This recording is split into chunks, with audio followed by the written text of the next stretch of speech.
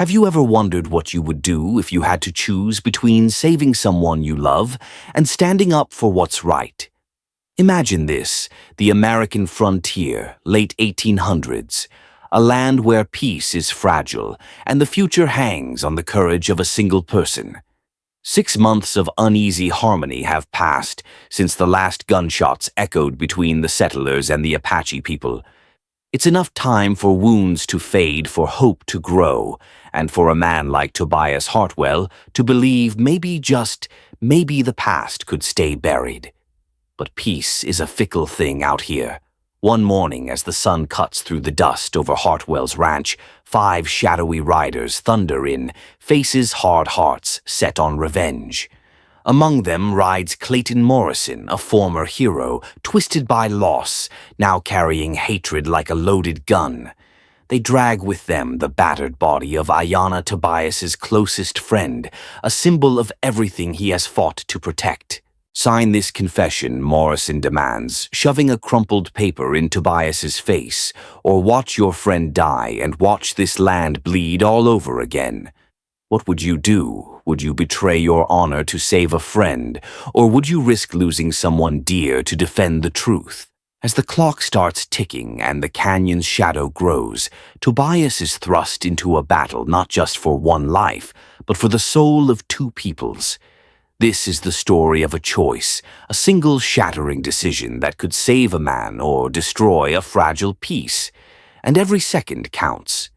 The American West in the late 19th century was a place suspended between promise and peril, a landscape where every sunrise brought hope, but every sunset threatened uncertainty. This was a land forged by conflict, scarred by betrayals, and watered by the sweat and blood of those daring enough to call it home. For 6 fleeting months, the high desert valleys and endless grasslands had known a rare peace, a silence interrupted only by the songs of meadowlarks and the distant laughter of children from both settler and Apache camps.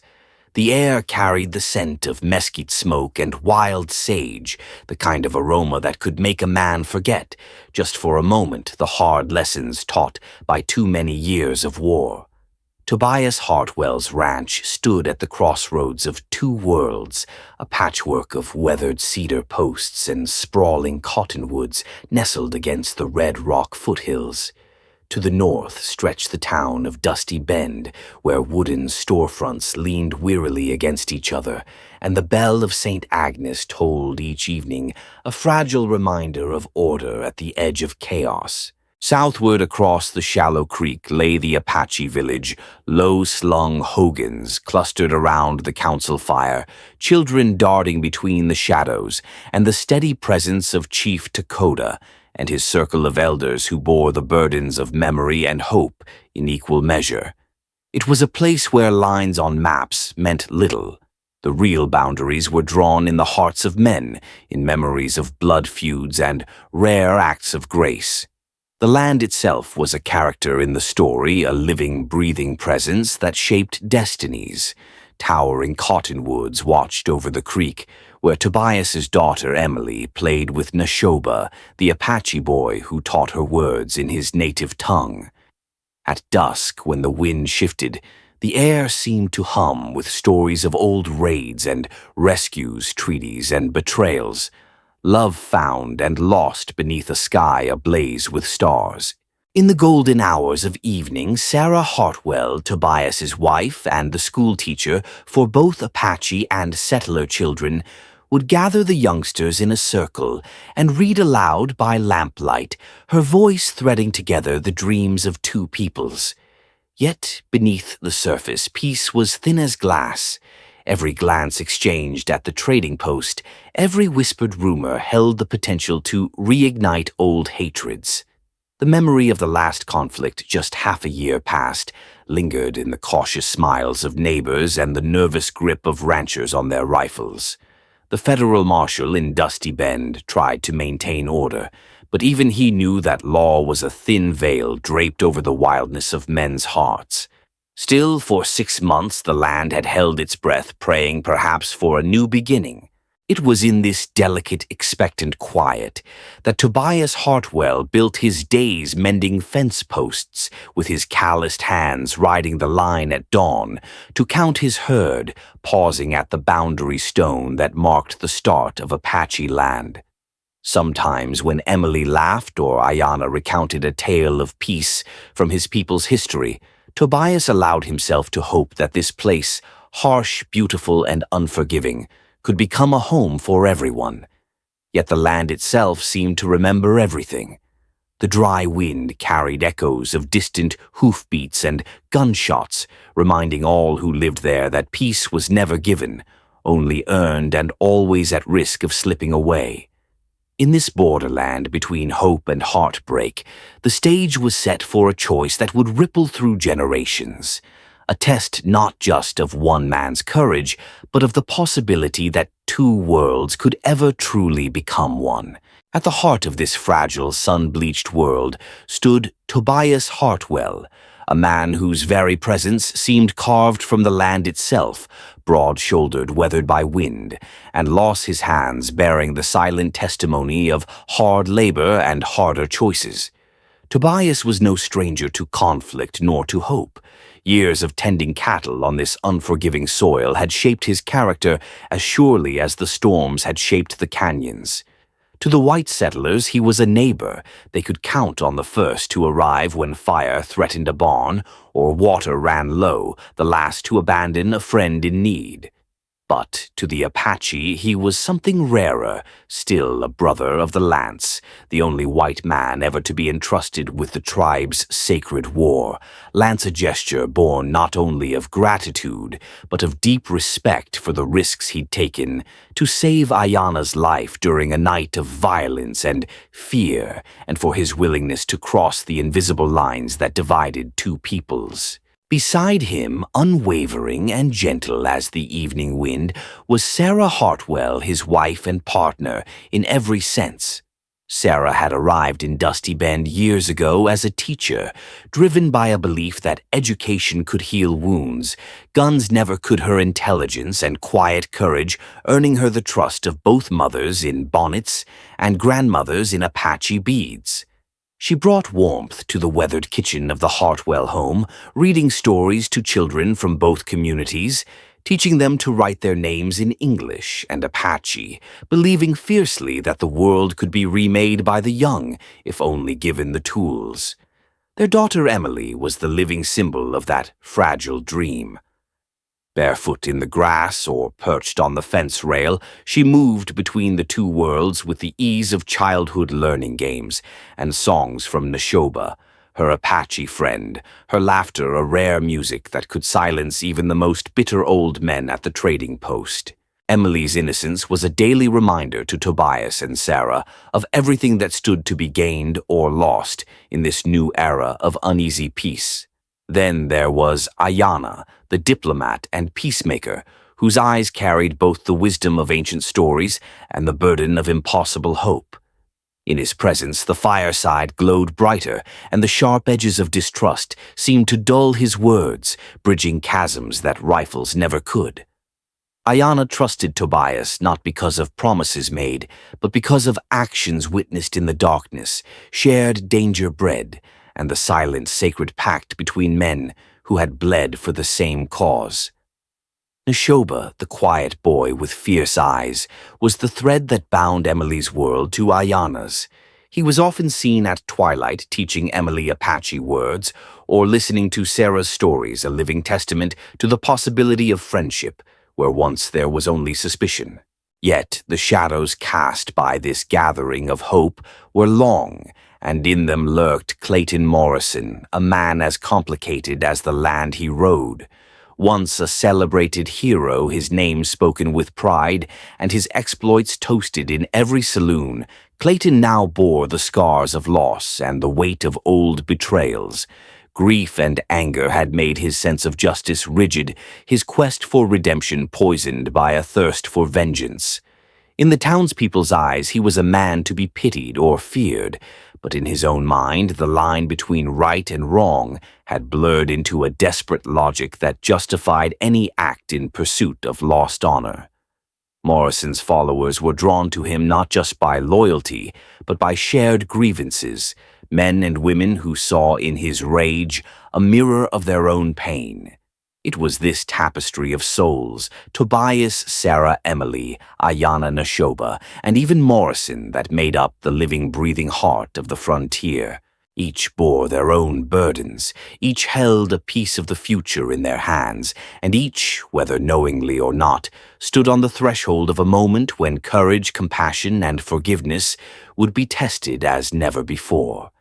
In this place where destiny rode on the backs of horses and the choices of men, these characters would decide if the story of the West was to be written in blood and dust or in the language of peace and new beginnings.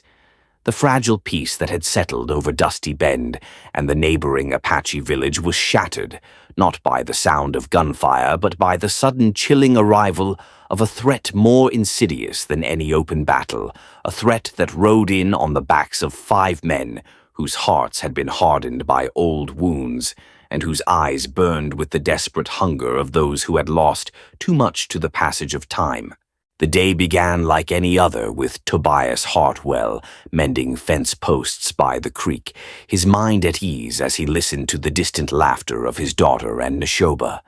Yet, as the sun climbed and the dust cloud rose on the horizon, something in the air shifted attention like the hush before a summer storm.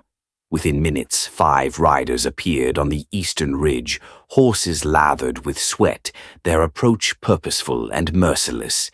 At their head rode Clayton Morrison, once the pride of frontier lawmen, now a shadow of his former self, his weathered face twisted by bitterness and grief.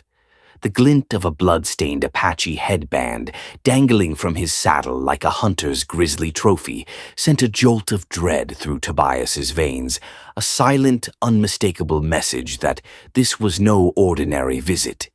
Tobias dropped his hammer and reached for the rifle he had started carrying again, the weight of old fears settling heavy on his shoulders. The porch, usually a place of quiet respite, where Chief Takoda's grandfather's lance leaned as a symbol of unity, now felt exposed and vulnerable under the gaze of men whose intentions were spelled out in the violence of their movements. Morrison, with his pale, unyielding eyes, demanded more than an answer to his greeting. He thrust a crumpled confession into Tobias's hands, the paper stained by the sweat of men who had rehearsed this threat too many times. "Sign it," he growled, "or watch Ayanna die. Choose your honor, and this valley will bleed." The ultimatum was as simple as it was cruel, a forced confession meant to erase the sins of Morrison's brother, to restore the Morrison name in the eyes of the law and the people, and to ignite the flames of old war for the profit of men who thrived on chaos. Tobias, reeling from the news that Ayanna, his friend the diplomat who had staked his life on the dream of reconciliation, was now a pawn in a game of vengeance, felt the world tilt. He saw in Morrison's grim smile not just personal malice, but the calculating ambition of a man willing to sacrifice anyone to reshape history according to his own twisted sense of justice. The presence of Morrison's followers' hands poised on their holsters added a terrible gravity to the moment. There was no room for negotiation, no space for appeals to reason or shared memory. The threat was absolute: betray your deepest beliefs, or become the cause of another war, one that would sweep up children, families, and all that Tobias had worked to protect. The land, usually a refuge of calm, seemed to bristle with tension. Every familiar landmark, the porch, the creek, the well-worn path to the trading post, now felt like part of a stage set for disaster. Yet even as Tobias's heart hammered in his chest, and the old fear threatened to consume him, a different, quieter strength began to rise. The threat was not only to one man, nor to one friendship. It was a knife held at the throat of a hard-won peace, a test that would reveal whether the bridge between two worlds could withstand the weight of history's oldest hatreds. In that instant, the air itself seemed to hold its breath, waiting to see whether courage or fear would write the next chapter of this wild, divided land.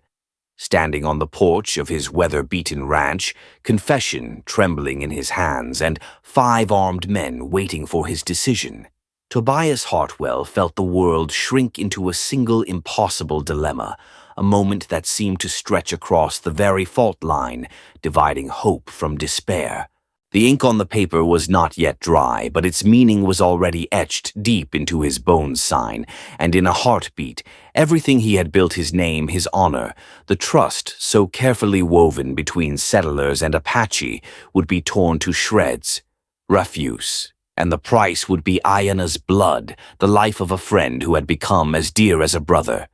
There was no room for half measures or clever tricks. This was not the West of simple heroes and villains, but a place where every choice was shadowed by its consequences, where the best intentions could pave a road straight to ruin. As he looked at Morrison, Tobias saw not only the threat of violence, but the gleam of calculated manipulation, the knowledge that this ultimatum had been designed to break more than one man. It was an attack aimed at the very heart of a fragile peace, a calculated gamble that Tobias's love for Ayana and his reputation as a man of honor would force him into betraying one or both. Inside the house, Sarah held Emily close, both aware that the next hour could tear apart the only family they had ever known. Tobias's thoughts spun wildly, cycling through memories of every hard-won lesson, the day he rode out with Ayana to broker a truce beneath the cottonwoods, the night he promised Sarah he would build a future safe enough for their daughter to laugh.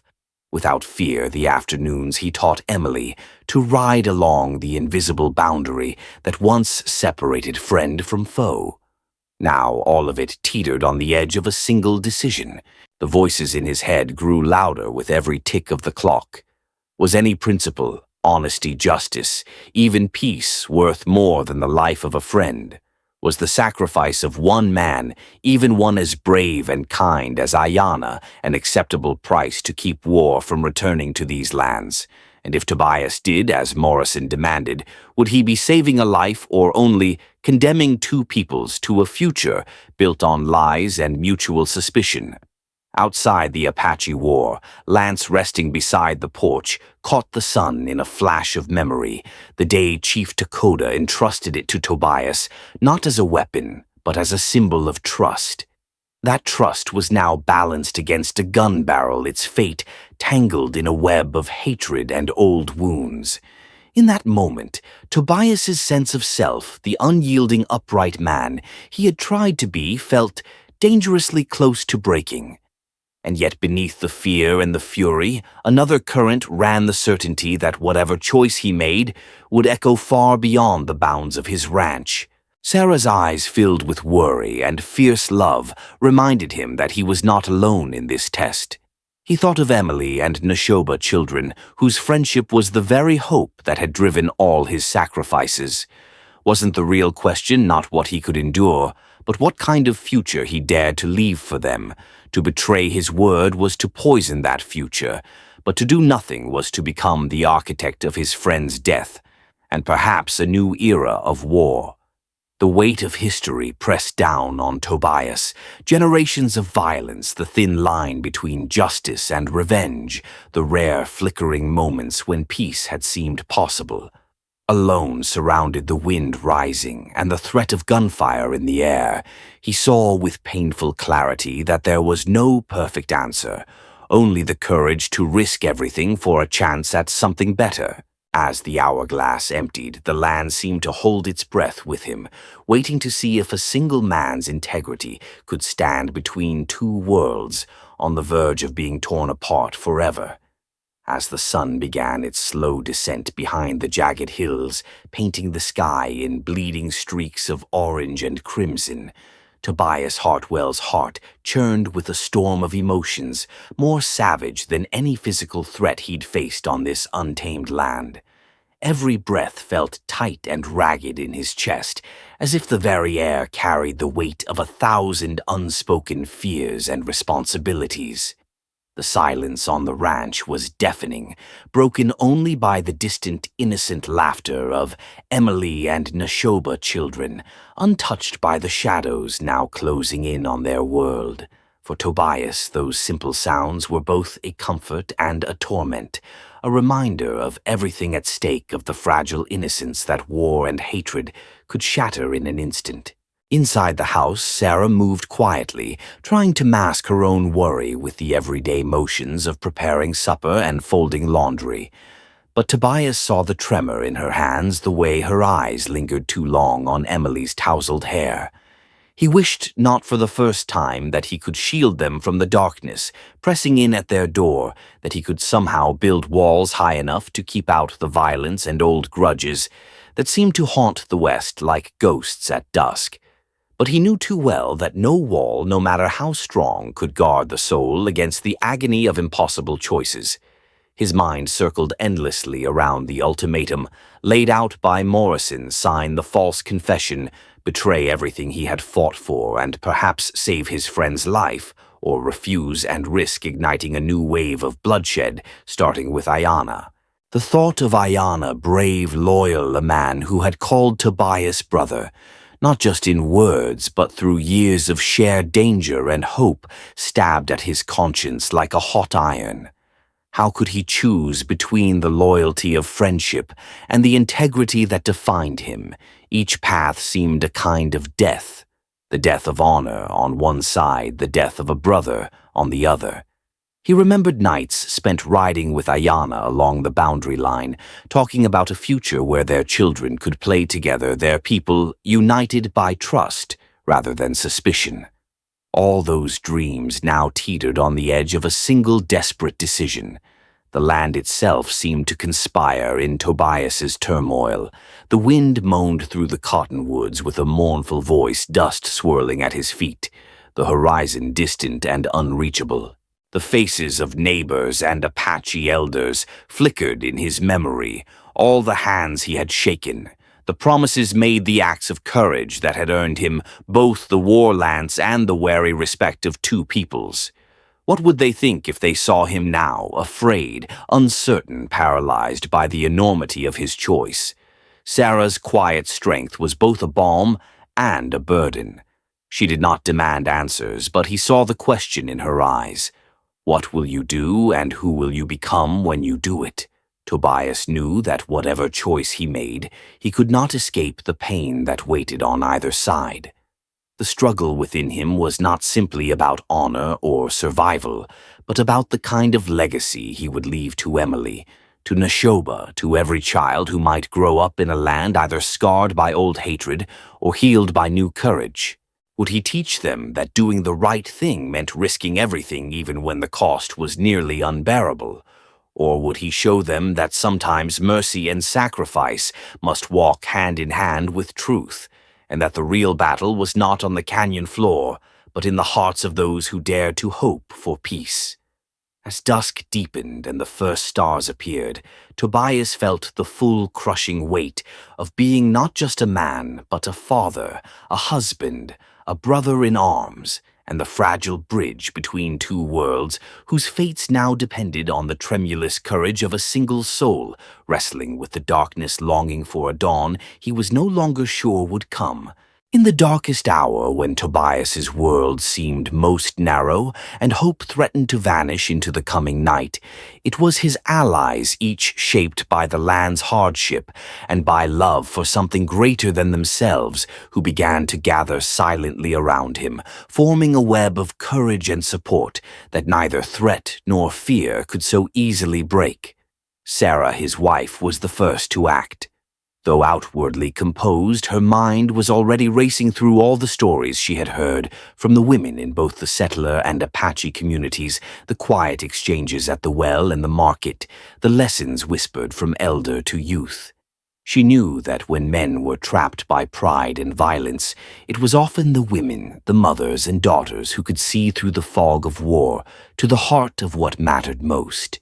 That night, after Emily had gone to bed, and Tobias sat silent at the table, head bowed under the weight of his burden, Sarah reached across the lamplight to take his hand, her grip steady as a promise. "We are not alone in this," she said, her voice low but fierce, and in her gaze Tobias saw not just comfort, but resolve, a determination that if there was a way to save Ayana without sacrificing truth, they would find it together. Quietly, almost invisibly, Sarah set about mobilizing the silent network of friendship and goodwill that she had built over the years, sending subtle messages with baskets of bread notes, folded into children's school books, coded phrases exchanged in passing with Apache mothers. Her belief in the power of community, her ability to move between worlds with empathy and respect, became the catalyst for hope even as the threat of Morrison's gang loomed over them. At the same time, Ayana's absence was felt like a missing heartbeat throughout the Apache village. The elders gathered around the council fire, faces etched by firelight and worry, remembering not just the young diplomat's dreams for peace, but his willingness to risk everything to make them real. Chief Dakota, whose life Tobias had once saved, dispatched trusted runners to learn all they could of Morrison's movements, instructing his people to watch, but not to strike unless there was no other choice, knowing that one wrong move could ignite the very war they all feared. Among the young Neshoba, Emily's friend and quiet observer of the world's cruelties and beauties, understood with a child's intuition that the fates of their families were bound together. Though just a boy, Neshoba was brave in the way children sometimes are, slipping between the tall grasses and under moonlit fences, carrying whispered news from Sarah to his own people and back again. Even Deputy Bradley, once green and uncertain, now stood taller in his resolve. He had watched Tobias bridge the divide between law and justice, had seen how acts of quiet courage, rather than gunfire or threats, could turn enemies into neighbors. With a few trusted friends in town, Bradley began gathering evidence of Morrison's larger scheme, working in secret to ensure that if violence erupted, the law would be ready to act with clarity and force. This loose alliance, women, children, lawmen, warriors, did not wait for permission from those who claimed power. Instead, they acted from a deep-rooted understanding that the future belonged to those who dared to imagine peace and who risked themselves for its sake. In small, almost invisible ways, messages and kindnesses threaded through the settlement like lifelines, a loaf of bread left on a doorstep, a borrowed tool returned with a hidden note, a child's song sung in 2 languages at sunset. Each act, humble on its own, became part of a larger pattern, a net cast wide to catch not just one man from the jaws of death, but an entire community from falling back into the abyss. It was this web of trust, spun quietly and bravely by the people who refused to give up on hope, that would ultimately give Tobias the strength and opportunity he needed, not to choose between love and honor, but to fight for both. In the end, the story of that hour would not be written by the threats of violent men, but by the silent, stubborn defiance of those who stood together even when the darkness seemed absolute. As dusk bled into night and a thin veil of indigo settled across the rugged landscape, Devil's Canyon became a stage upon which every hope, fear, and secret of the past 6 months would finally be tested. The canyon itself seemed to sense the gravity of what was to come, its high, jagged walls pressed in like silent witnesses, the stones cold and unyielding, their shadows deepening with each passing moment. Tobias Hartwell approached the mouth of the canyon with the war lance strapped to his saddle, every nerve alive with the knowledge that he might be riding to his own execution, or with luck and courage to something far greater. His heart pounded not just with fear for Ayana, but with the crushing weight of all that was at stake, his family, his community, the fragile peace so painstakingly built between settler and Apache. The ground trembled faintly with the approach of Morrison's men, their horses restless and snorting as they took up positions among the boulders at the canyon's entrance. Morrison himself stood higher up, perched on a ledge 20 feet above the sandy floor, rifle in hand, and hatred smoldering in his eyes. He looked less like a man and more like an avenging spirit of the land, his face marked by years of loss, his posture a mix of arrogance and desperation, as if daring the world to finally call his bluff. The air was taut with danger. Every man present understood that here among the echoing stones and ancient bones of forgotten battles, mercy and violence could change places in a heartbeat. The Apache summoned by secret signals and the courage of women and children were invisible at first, silent shapes moving along the rim of the canyon. Bows strung arrows ready, their faces painted with the grief and resolve of a people too long forced to defend their dignity with blood. Among them, Chief Takoda waited, eyes narrowed against the wind, his spirit torn between a longing for peace and the ancestral call to protect his own. On the canyon floor, Ayana slumped against a rock, blood drying on his temple, but his eyes blazed with undimmed defiance. When Morrison demanded the confession, Tobias, with his hands trembling only slightly, held out a different document, a letter written for the world to see, telling the truth of what had happened, ready to be released no matter how the night ended. "Show me Ayana first." Tobias called, his voice steady despite the quake of emotion that threatened to break him open. With a signal from Morrison, one of the henchmen dragged Ayana forward into the dying light, and for a moment time seemed to stop. The canyon fell utterly silent, as if even the wind dared not disturb the balance between hope and catastrophe. Just as Tobias prepared to make his move, a new figure appeared at the canyon's edge, Deputy Bradley, rifle in hand, voice ringing out with the authority of law but the fear of a friend. His arrival set every heart racing, guns, shifting alliances suddenly unsure. And then, as if conjured by fate itself, the Apache warriors revealed themselves along the rim. Arrows knocked, each one trained with deliberate calm on a member of Morrison's gang. The tension snapped taut as a drawn bowstring. The wrong word, the wrong twitch of a finger, and the canyon would become a grave for every dream of peace that had ever been dared. In that suspended moment, every face, friend, foe, and all the uncertain souls caught between was etched in stark relief by the flickering torchlight and the last gleam of day. For Tobias, it was as if the entire world was holding its breath, watching to see whether honor, courage, and faith could tip the scales against vengeance, fear, and hate. His next words, his next breath could shape not just the night's outcome, but the legacy of an entire land hungry for something more than endless war.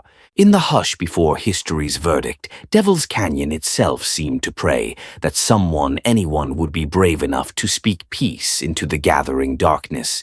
It was in the crucible of Devil's Canyon, with the air as tight as a drumhead and the threat of violence crackling like static between the stone walls, that something unexpected began to stir, not just among the armed men poised for bloodshed, but in the silent margins where love, hope, and memory had quietly gathered their own army. As Morrison's ultimatum echoed into the hush, and Ayana's bruised form was brought into the open, every pair of eyes, settler, Apache, and outsider, felt the weight of history pressing down, as if centuries of anger and betrayal demanded to be answered in this single perilous hour.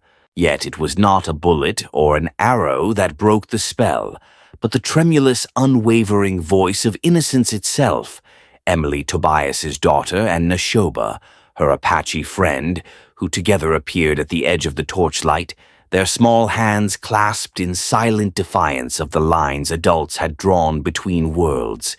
Their presence startled even the most hardened among Morrison's gang and sent a ripple of unease through the Apache warriors above. In that trembling pause, Emily's clear voice, neither begging nor angry, but rich with the kind of wisdom only children possess, rose above the threat and bluster. "If you kill for revenge, you'll never find the peace you lost. Please don't make our home a graveyard again." Her words, though simple, cut deeper than any threat could, reminding everyone present what stood to be lost, not just lives but futures, the very possibility of forgiveness and belonging. The canyon seemed to inhale uncertain, as if waiting to see who would next dare to speak against the tide of violence. Tobias, emboldened by his daughter's courage and the memory of every lesson he'd ever learned about the power of mercy, stepped forward, the Apache war lance in one hand and a sprig of wild sage in the other, a symbol not just of peace, but of the hope that even things torn from the ground could take root again. His voice did not thunder. Instead, it wove through the canyon like a prayer. "You want justice, Clayton? Then let's show these children we're more than the anger that made us men. Lay down your arms. Face what you've done, not with more killing, but with the truth." Morrison's eyes flickered with confusion and a pain that ran deeper than hatred. For a moment he stood at the crossroads of his own soul, trapped between vengeance and the memory of who he once was. The tension shuddered. The men around him shifted, some looking to their leader, others looking away, unwilling to meet the eyes of the children, watching from the shadows. At the canyon's rim, Chief Dakota spoke softly in his own tongue before translating, "For all we have known, enough sorrow. Today we choose a new story, one where justice is earned, not stolen by violence." The message moved through the crowd, settling like balm on old wounds. But it was Bobby, a longtime member of Morrison's gang, and once a childhood friend of Tobias, who made the first move, lowering his gun, shaking his head, his own grief and exhaustion plain for all to see. One by one, weapons were dropped, not in surrender, but in shared understanding that the battle worth fighting was for a future in which their children could walk this land without fear. The Apache archers unstrung their bows. Deputy Bradley signaled his men to hold their fire. Even Morrison, trembling, let his rifle fall as the last of the day's light caught his tears. In that moment, the canyon was no longer an arena for death, but a sanctuary for reconciliation. The peace was not loud or triumphant. It was quiet, almost fragile, stitched together by the courage of the vulnerable, the resolve of the weary, and the willingness of enemies to see each other's humanity. Tobias felt Sarah's hand slip into his, a silent thank you and a promise for tomorrow. Around them, the children smiled through tears. Ayanna met Tobias's gaze with exhausted gratitude, and Chief Dakota nodded as if blessing the birth of a new hope. Devil's Canyon, once cursed by blood and betrayal, now held the echo of something rare and precious, the sound of peace being chosen when violence had seemed all but inevitable. When the dust finally settled in Devil's Canyon, the echoes of confrontation slowly gave way to a silence that was both heavy with memory and light with the first hints of relief. Justice, long threatened by the ambitions of broken men and the wounds of a violent history, now had its day not in the booming thunder of gunfire, but in the clear, unwavering testimony of those who had dared to choose another path. It was a justice earned in whispers, in the steady voices of children and women, in the tearful confessions of men who had been led astray by pride loss and the seductive pull of revenge. For Tobias Hartwell, the journey toward justice began in the moments immediately following that fragile peace, as he knelt beside Ayanna, untying his friend's bound hands, with trembling fingers, murmuring words of comfort and apology, even as he fought back his own tears. The Apache warriors, their faces set in lines of both relief and exhaustion, moved quickly to tend to their wounded and reclaim their dignity, refusing to gloat or gloat in victory, but instead offering water and medicine to those who had, until moments before, been their enemies. In the growing twilight, Chief Dakota approached Morrison, now disarmed and haunted, no longer the towering threat of hours past, but a man stripped of hatred's armor. The chief's words were measured and solemn. "We will not return evil for evil. You will face the law of both peoples, and may the truth judge what your heart could not," and in their delivery was a mercy that stung as much as any punishment. Deputy Bradley, having witnessed the events and the courage that had made peace possible, wasted no time in arresting Morrison and his remaining followers, reading the charges aloud, for all to hear, ensuring that the night's actions would be recorded not as a matter of rumor or legend, but as part of the lawful history of the territory. In town, the story spread with the speed of prairie fire, each retelling focusing not on the violence that had almost erupted, but on the restraint and the alliances that had turned fate aside. As evidence was gathered and testimonies taken, a larger conspiracy was uncovered. Hidden letters, secret payments from distant arms dealers, and coded messages that revealed how Morrison's desperate act was the final maneuver in a wider campaign to profit from the destruction of peace. The revelation shocked even the most cynical townsfolk, and the law moved swiftly to bring those faceless manipulators to justice, their influence broken by the united stand of a community once divided by suspicion and fear. For his part, Tobias was not left alone in the aftermath. Both settlers and Apache, recognizing the burdens he had borne and the price he had nearly paid, gathered to honor him and Sarah, offering gifts both humble and profound, hand-carved tokens of gratitude, letters of thanks from children, and, most movingly, a new lance, this one adorned not with feathers of war, but with olive branches and the names of those who had chosen peace over vengeance. In a ceremony witnessed by the whole territory, Tobias and Sarah were named peacemakers, their hands joined as symbols of a bridge, rebuilt, their deeds memorialized in the stories told around fires on both sides of the creek. Yet justice was not measured only by punishment or reward, but by the healing it left in its wake. The council decided that Morrison, along with his co-conspirators, would stand trial before a mixed jury of settlers and Apache, so that no voice or grievance would be silenced and every wound might be witnessed in the open.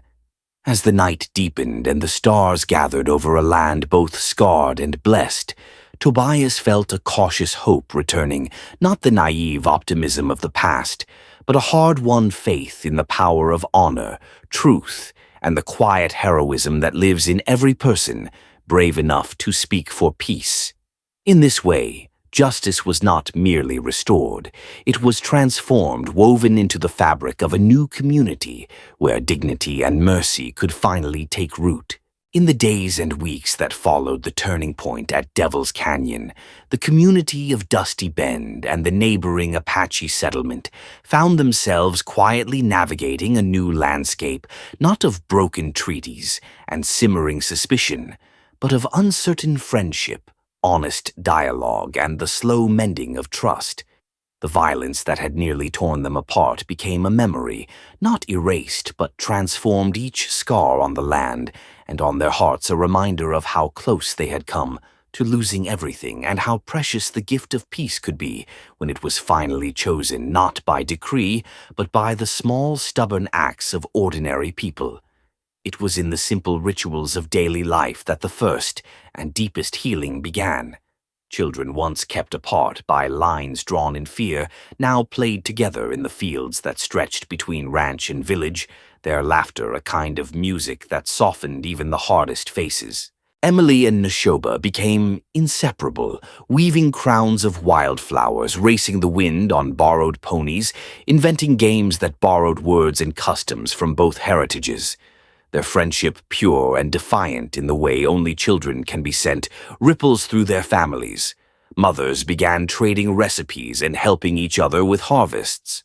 Fathers shared tools and labor on fence repairs that once would have marked a boundary, but now marked a shared responsibility. Sarah, ever the quiet architect of hope, opened the schoolhouse to all children, setting out slates and chalk for hands of every color, reading stories aloud that spoke of courage, loss, and reconciliation. Each morning she would light a small lamp and place it on the windowsill, a silent invitation that said, "Here all are welcome." At first the elders on both sides watched these changes with wary eyes, but even the old warriors and the most suspicious ranchers could not long resist the tide of kindness that swept through their communities. Chief Takoda and the town preacher met for tea beneath the cottonwoods, their conversations awkward at first, but soon blooming into long discussions about the land, the future, and the burdens of leadership. It was at one such gathering that a decision was made to hold a festival a day, not to forget the pain of the past, but to honor the courage that had brought them through it. On the morning of the festival, banners in both languages fluttered above the main street and the Apache Council fire, and the air was filled with the scent of roasting corn and stew, the sounds of drums mingling with the jangling notes of an old piano rolled out from the saloon. Settlers and Apache alike brought offerings for a communal meal, laying down baskets of bread, woven blankets, and the first fruits of the season.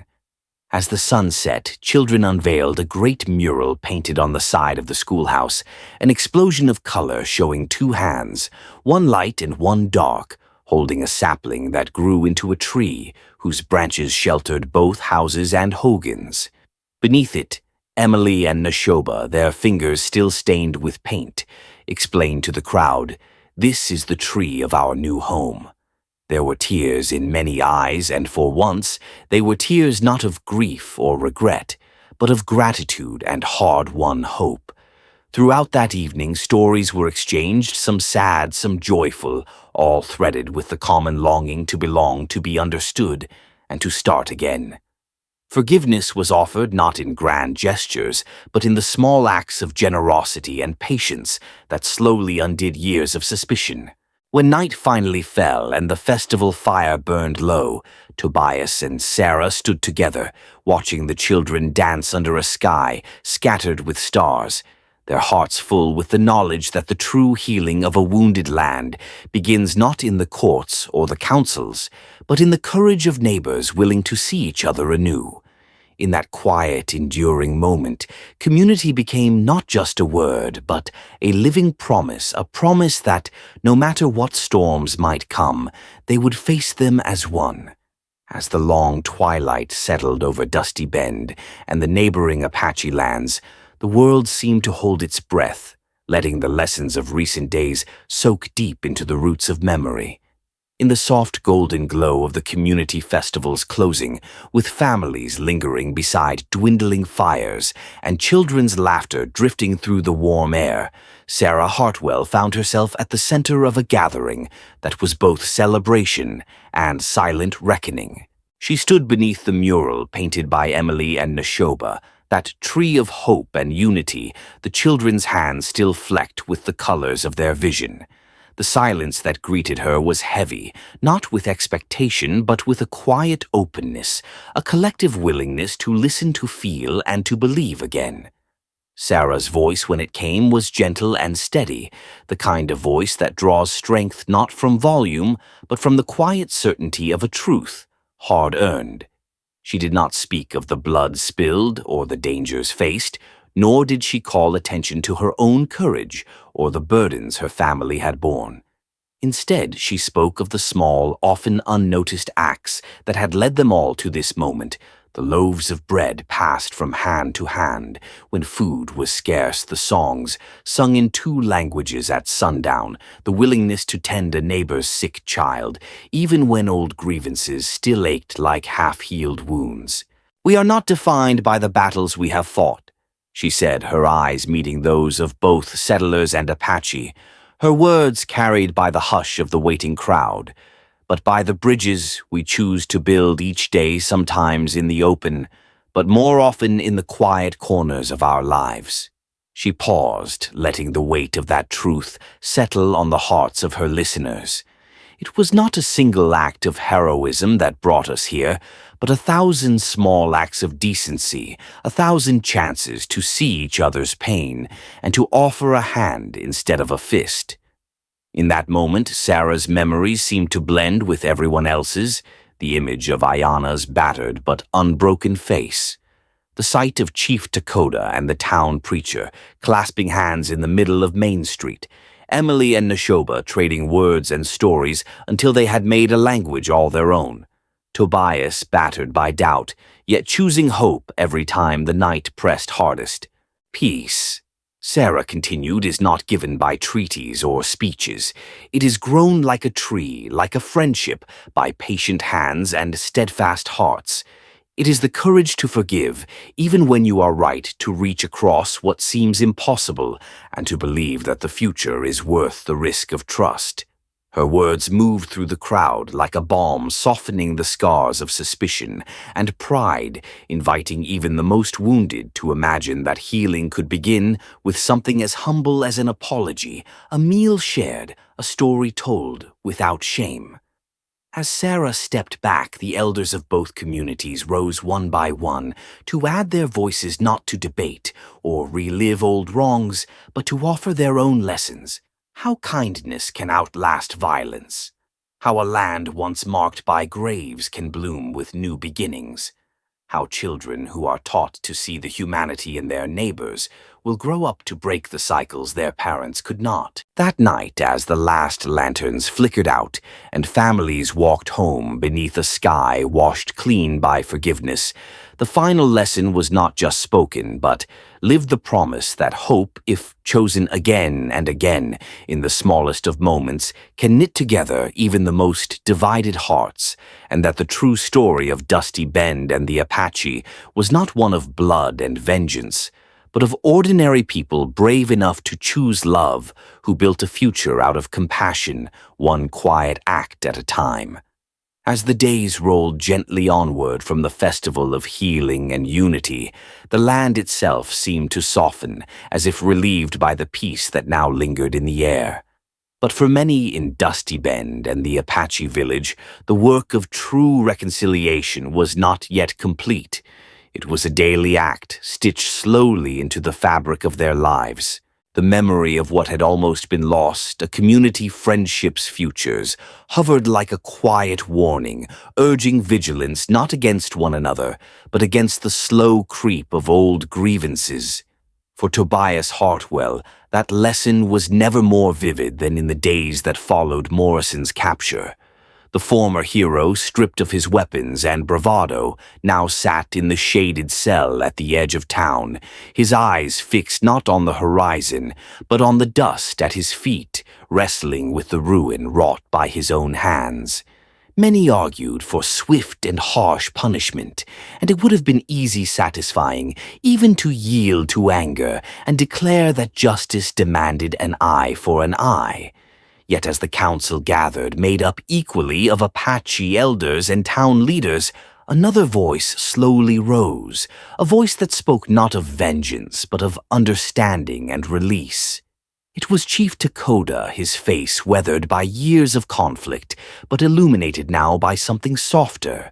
"We cannot change what was done in darkness," he said, his words deliberate and strong, "but we can choose what grows in the light. If we let hatred root in our hearts, we will carry these wounds forever. But if we forgive truly, forgive, then perhaps we give our children a gift our fathers never knew." In that silence, Sarah Hartwell stepped forward, her heart pounding with the enormity of the moment. She did not excuse Morrison's crimes, nor did she ask the community to forget the pain he had caused. Instead, she spoke of the children's mural, of how it showed two hands, once enemies, now nurturing the same tree of hope. "If we are to build a home together, it must be one where even the broken are given a chance to heal," she said, her voice trembling only slightly. It was not just words, but action that gave power to forgiveness. Ayana, though still bearing the scars of his captivity, visited Morrison's cell. He brought water and a simple offering, a hand-carved figure of a hawk, a symbol among his people of second chances, and the freedom that comes from letting go. "You have done wrong," Ayana told him, "but you are not only your worst deed. The future will judge us by what we do next." This act of grace rippled outward, slowly dissolving the bitterness that clung to the town like morning mist. The children sensed it first. Emily and Neshoba were soon joined by others playing new games that made no distinction between Apache and settler. In the schoolhouse, Sarah noticed that laughter had grown less guarded, that the lessons she taught of words, numbers, and stories began to blend into lessons of patience, listening, and the courage to forgive. Tobias, for his part, found peace not in forgetting the violence, but in learning from it. He spent more time by the old well where he'd once met Ayana, watching Emily and Neshoba chase each other in circles, their shouts echoing across land that had so nearly become a battlefield. Sometimes, late at night, he would walk the border between his ranch and Apache ground, remembering that line in the dirt was not just a mark of ownership, but a reminder of how easily divisions can harden and how fragile, yet how powerful is the act of erasing them. As months passed and the seasons turned, Dusty Bend and the Apache village found themselves woven together by the bonds of daily life, by shared hardships and celebrations, by the collective choice to see each other anew. The old hatreds did not vanish overnight, but they lost their grip, loosened by the steady, humble work of forgiveness.